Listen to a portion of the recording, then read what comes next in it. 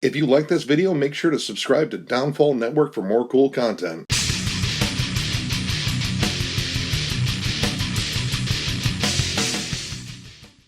What's up, everyone? Thralls Metal here once again. I am Necrotic Nick. I'm Jammin John. I'm Shredlord. And we have an album review for you.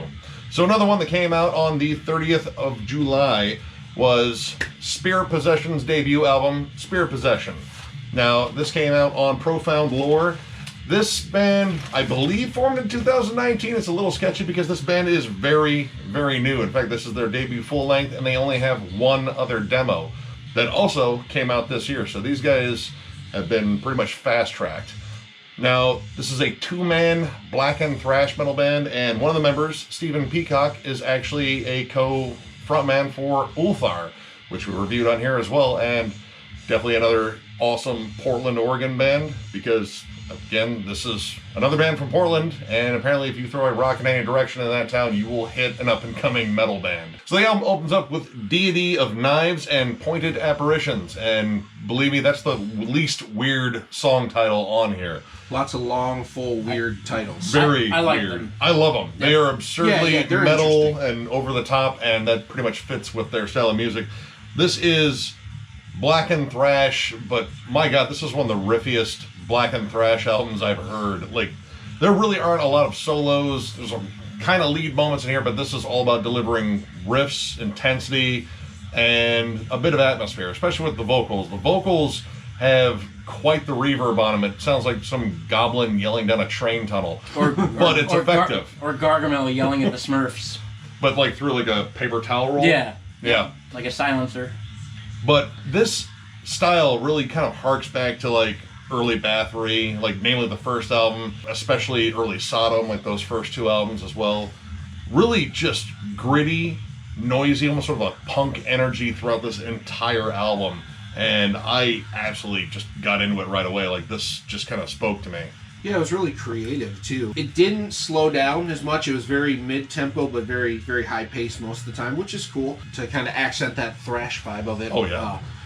The fact that it had multiple riffs at multiple spots, these guys definitely did their homework and created some really cool stuff. So it wasn't your typical cookie-cutter, run-of-the-mill kind of... No. You know, you never know what to expect when you sit down and listen to something, but I thought their use of creativity on this album really made it stand out. The record overall, something you'll find, sounds super evil, yet really fun. Yes. Like, they're having fun running through a village, killing people.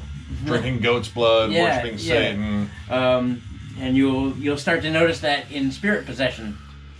By Spirit Possession. On Spirit Possession. That. It very high energy, and once again, the way they write these riffs is insane. It's like they leave no stone unturned. This song especially. Ideas are concerned. Yep. I like the fact that this one actually incorporated a little bit more like, you know, your standard black metal tremolo, but every time they do that, they would accent it somehow. Like, there was like a little something at the end of it, just like, no, we're not entirely black metal. We got these little thrash nods in here. And this one, like, I don't know, it's just a fun track to listen to. Like, you still have all that black metal ambiance in there, but it's like a thrash metal band just kicked down the door to a haunted house where this black metal band was playing. Listen, let's jam. It's kind of like the black metal band lives in the attic, and you can kind of hear them, you know, the atmosphere from afar. But really, the recording equipment's in the basement with the thrash kids, and the two bands are playing at the same time, and it just works out really well. That's kind of this album. Both drunk as hell. That might be how they did it. Yeah. That makes sense. Twin Tongue Pathways actually really kind of showed off a little bit more of the thrashy side, especially this one had a breakdown in it that was just sort of palm-muted chugs. Like, there was 100%, without a doubt, that's the thrash side of them coming out, and it's very raw thrash, like early Slayer, early Possessed. Raw. Now, another track is Swallowing Throne. Yeah. Maybe. Could go a lot of different ways there. Yeah, it could. I don't know how one would swallow a throne. I'm somehow led to believe in my head that throne it's the other is, one. It's French. It's French for penis. Yeah. And Throne. So basically, I think it might be a really sophisticated way of saying suck my dick. But what I liked about this track is it kind of had one of those few spots that was nice and slow and kind of doomy, more traditional black metal that appealed to me more. They didn't stay there the whole time. They made it very interesting, but it was moments like that I really liked on this album. I could have used more spots like that, honestly. It's a nice standout bridge. I love the opening riff. Mm-hmm. It is one of the dirtiest sounding riffs on the entire thing. That little bend or slide that just kind of comes in, and they work a blast beat underneath it. But when you get to the next section, which is this wild, crazy arrangement with a breakdown, it's just insane sounding. It kind of reminded me a lot of the band Superstition, which is a newer death metal band in terms of like the riff construction, because those guys make some insane riffs and harmonies and such. But really just enjoyed like the kind of shift around there with that nice little slower bridge, and it's just creepy sounding. Yeah, it sounds like the guitar is frightened and crying. It's like someone's playing one of those Halloween sound effect tapes, and they're also playing in a metal band at the same time. It's like, no, just play it. Actually, hold up the speaker to that little tape player to this old megaphone. Yep. Like he's playing his guitar out of an old Walkman or something. Yeah. Like a boombox. And for those little kids that don't know what a boombox is, go Google that shit. Yep. And that's kind of a cool thing. Like, this is definitely atmospheric, but it doesn't really labor that very much. It's mostly about just delivering strong riffs and just catchy hooks left and right. I was not expecting a lot of hooks out of this, to be honest. When it started, I thought, like, oh, well, okay. And then you got groovy, and then some hooks. The accents, the cymbal work in this. That drummer is tired. He needs a towel and a shower and a nap. I feel for you. In the song, God, I'm gonna f this up. Amongst inverted castles and holy laughter. Again, I love these track titles. Dude, that is my favorite track title on this entire thing. Yep. That is awesome. There are a lot of crawling riffs in this song and hooks. This is probably one of the more catchy songs, if that's a thing, on this album. They are catchy songs. I think a lot of these songs are really catchy. There's a lot that separate each of these songs from the next. So, like, there's so many points where I can go back and be like, okay, this cool part and this cool track, like, that's something you want. I absolutely loved this track, especially the back half. Like, it kind of just breaks into this mid-tempo, almost like mayhem section. Like, it actually has, like, some interesting vocals in there. They're not necessarily all screams or kind of moans, but there's that reverb on it. There are some Tom Gabriel all over here. It's very raw, very gritty, but it's technical, and it doesn't sacrifice. It's executed very well. Yes. Diamond Depth Illumination. Again, another weird song title. DDI. There we go, for short. I really like this one, mainly because the opening bit sounds a lot like a Judas Priest riff, just dirtied up. Like, so pretty much like anything Midnight releases. But this has a really wild drum beat on it, with the hi-hat accents, and it's a kind of an off-time rhythm. And this one brings in some synths too. Like, there's a little bit of synths kind of scattered on this album, but this one brings in some synths on the only clean bridge on this entire album. Yep. They actually take the foot off the gas, put a little ambiance, and then get right back to it.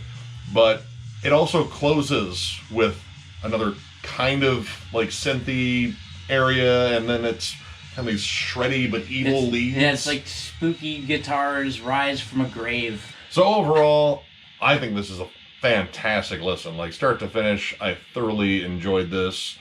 It's raw, it's gritty, it's atmospheric, but namely, it's just flat out fun to listen to. And after listening to it multiple times, I just keep discovering stuff I really like about this album. So overall, I'm going to give it 4.5 stars. This is a banger. You couldn't ask more for a debut for a band. Like, they came out of the gate swinging and punched everyone in the face with like a giant pentagram, brass knuckles, whatever. It was hard and it really hurt. Well, for me, it reminds me that, number one, anytime someone says the word gritty, it takes me to remember that gritty is probably the best adjective for bunghole. Gritty bunghole. That's an interesting segue. And my second point is, this album was actually very creative. Songwriting was incredibly well thought out. It took you to many doors. Each song had many twists and turns, took you to different doors. Each door was a different cool place. The album itself didn't sound repetitive at all. And it kept your interest the entire time through. You can tell these guys put in a lot of work to make this album sound really good. I give this a 4 out of 5. Well, shit. What else do I have to say besides doors and Portland and Gritty bungholes. gritty bungholes?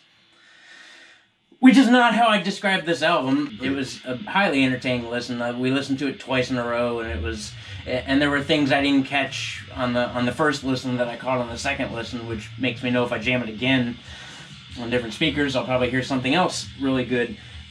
It never lost my attention. It was always pretty much just balls to the wall and really, really creative ways to branch outside of a simple structure. So like it was straightforward like black metal, but they took it in all sorts of different places and touched on a lot of different accents and riffs and bends, and it was a good time. So I also give it 4 out of 5. It's a fun party with Satan, and you're all invited.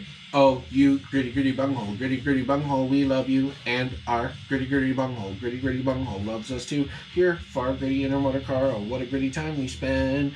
Bang bang gritty bang bang, our fine bunghole friend. Bang bang gritty bang bang, our fine bore fender. Bang gritty bang bang, shitty bang bang, fine bore fender, friend gritty bang. Kind of lost it there at the end. I know.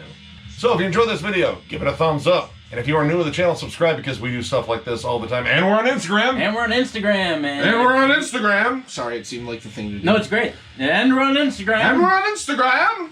If you are in an unsigned band or an underground band or just need a little bit of a push to get out there, I'll throw you in on a segment called What's John Jamming?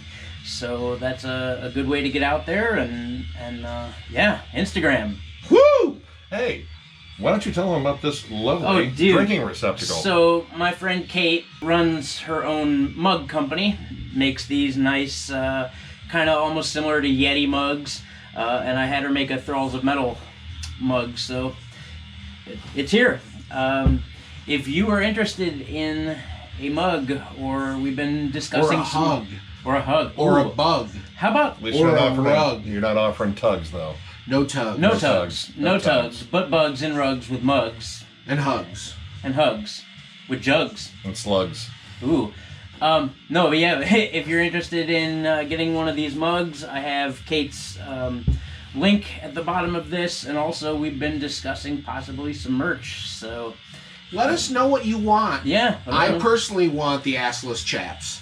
Thralls of Metal assless chaps. That's just what I've been pushing for, but okay. I'm getting a hard no resistance from... You're getting a soft no. Flaccid no. A flaccid no. Well, maybe I'll just crush a little Viagra. Sprinkling on that no? No. No. Viagra Bay. I'm going to still say no. No. There's an immunity. Fuck you guys. I claim immunity. So with that, thank you guys very much for watching, and we will catch you later. And if your asshole's gritty, wipe it.